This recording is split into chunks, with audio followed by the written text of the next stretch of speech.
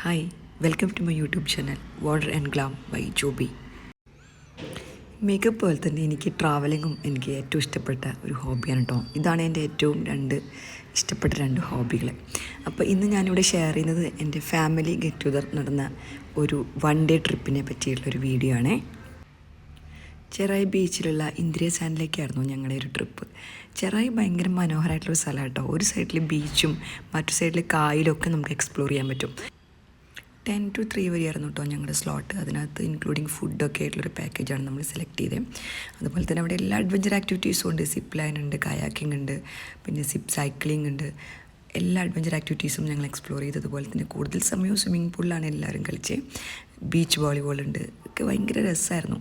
നമ്മൾ ബീച്ചിൽ വടം വലിക്കുകയും റീൽസ് എടുക്കുകയും ഒക്കെ ചെയ്ത് ഭയങ്കര രസകരമായിട്ടാണ് നമ്മുടെ സമയം കടന്നു പോയതേ അറിഞ്ഞില്ല.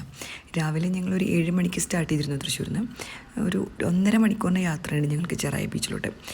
ഫുൾ ഡേ എക്സ്പ്ലോർ ചെയ്ത് മതിയാവതെയാണ് ഞങ്ങൾ തിരിച്ചു പോയത് കേട്ടോ.